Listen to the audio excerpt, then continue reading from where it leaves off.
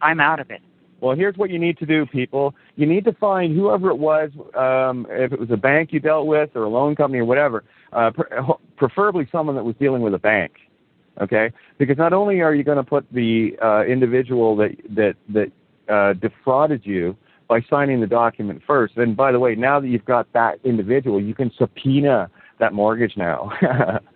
You get it? Good. I thought you might catch on. So what's happening now is you've got the real guilty party. They might not know it. I guarantee you they don't. But every bank manager and loans officer that's ever cut a loan, they are liable for every penny themselves. And the board of directors that they were working for, because I can guarantee you the hierarchy in the bank that they begged and pleaded as an employee to be a part of didn't tell them either. So include all of the board of directors in that fraud charge. Make sure the legal department gets it. And I got lots of neat stuff you can send to the legal department, too. This is what scares the bejesus out of them. Truth.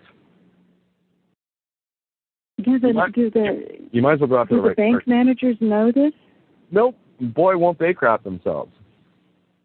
Excuse me? I just watch.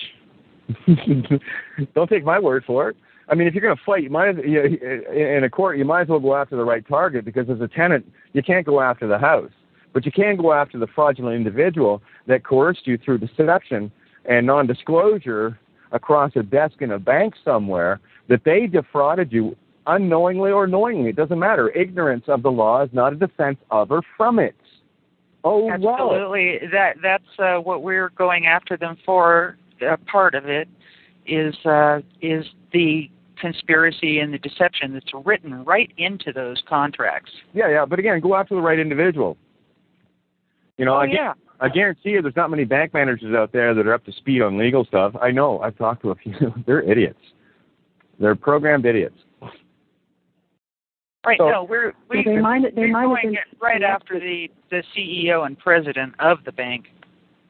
Yeah, I mean, that's it. If you're going after the bank manager or loans officer, include the entire board of directors. And by the way, you might want to put a subpoena out for all the shareholders of that bank as well, because they're all liable too. They profited from it. They profited from the avails of the crime. Do you see how big that fractal is? One domino takes them all out. Now you see the importance of socially responsible investing. You know, to really understand. Okay, don't go off the literal on me now. Okay, I know that's literal. Money is the root of all evil. It's created off the birth certificates. I do not talk about anything that's motivated by money. Just okay. Do you know what the whore of Babylon is? It's commerce. The mark of the beast, legal name. Read Revelations 18. That's what I'm performing right now. That's the script. It's a great script. I'm going with it. You know, that's what enslaves most people. What they're doing is they're motivated by money.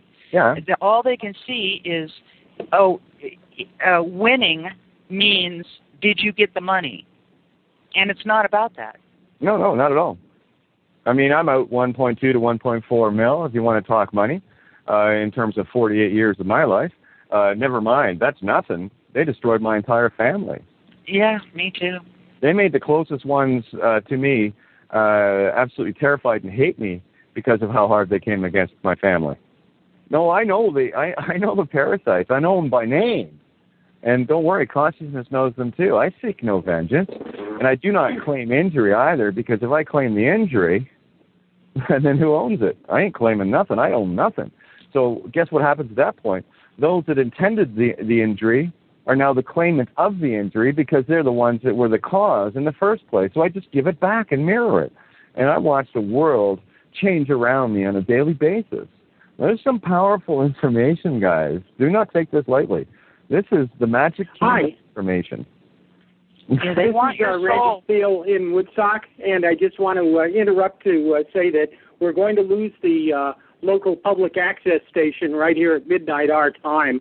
Okay. So if you want to hear this program in Woodstock, tune your FM radio to 104.1, and this is WIOF-LP, Woodstock 104, and also the public access TV station that we're saying goodnight to. Please go ahead. It's now open-ended. It's all up to you. Thanks.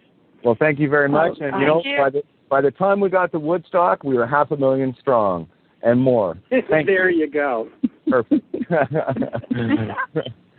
Oh, the truth is everywhere. Honest.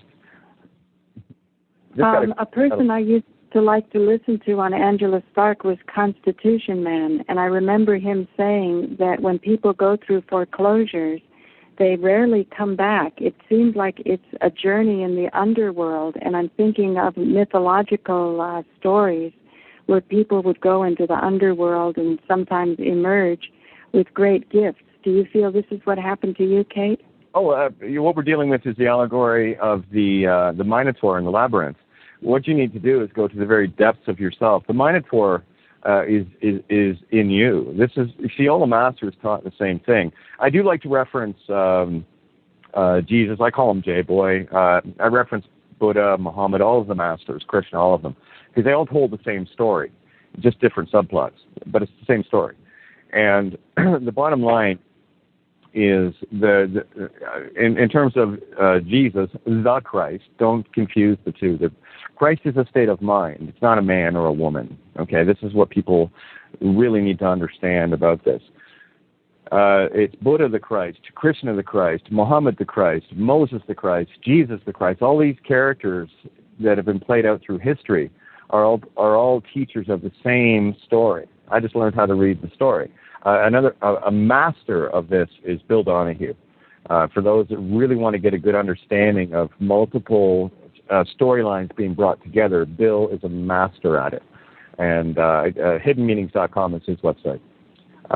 Spend some time there and really understand what these books, the Quran, the Bible, the Vedics, and all these, he covers them all. Okay, and he shows where everything is the same story, just different subplots with different characters. It's like watching, have you ever seen a movie that reminded you of a movie that reminded you of a movie that reminded you of a movie? They all have the same sort of theme, which they all do anyway. But you know what I'm talking about. Remakes of remakes of remakes. That's all we ever see anymore is remakes of remakes of remakes. Because that's the truth of what this reality is. There's only one story going on. It's like we're on a loop. With 7.3 billion subplots. Okay, you know what the greatest story ever told is? You. That's what the masters are trying to teach you. This is a game of finding out who you really, truly are. Can you escape the physical matrix? Are you going to get caught up in the chemtrails and the money? And are you going to get caught up in that? Or are you going to finally put all of these childish things aside and step into the role you were really meant to play? I do want to share the Buddha story at this point because I think people need to know how rare being human truly is, so that they're not just wasting this most precious of gifts. Humanity is the crowning jewel of consciousness. It is the pinnacle of creation. It is exactly where thought manifests, where word became flesh. And we got caught in the game. Just like the movie Tron. The game creator got caught in their own game. But we also left a default to get out, and that's what we found. Okay, the story of Buddha and what it means to be human.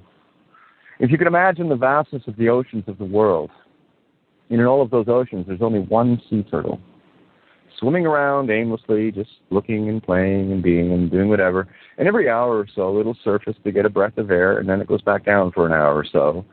And it continues to do this. Now, on the vastness of all these oceans is a ring floating, just one solitary ring. And it's only large enough to get over the turtle's head, if by chance the turtle were ever to surface with its head through that ring. That's how rare it is to be human. Because to be human is as rare as that sea turtle surfacing and putting its head through that ring. Do you know how rare an enlightened human is? It's 1,000 times rarer. So at least now you know who you are. So do not throw this gift away. To be human in this consciousness, in this universe, is the most profound of gifts. The most profound of states of being to discover yourself in all of consciousness's glory. And that's what the teachers are trying to show you. Even Jesus came and said, God is like your gods. And he said, do not worship me, be as me. Now go to Revelation, say 20:21. You'll hear a line along the lines of, I kneel down to worship him. And he said, do not, for I am thy fellow servant. And the true greatest story ever told is how to become the true servant of servants, because only the servant can understand what it means to be master. And what has happened here is so many have lost their way, where being a master has been turned into slavery and control and manipulation, because they've fallen so far into the matrix, into the physical reality, where we're dealing with some entities on this planet that are nothing more than bioborg meat shells. They have nothing left of their soul, and the only thing that keeps them alive is their ability to prey and parasite on us. And the only way they can do that is to dupe us into us consenting and granting them the power. Much in the same way as casting a vote for a politician that you know is not going to do anything anyway, but I guess all you wanted was bitching rights anyway. So there you have it, in a nutshell.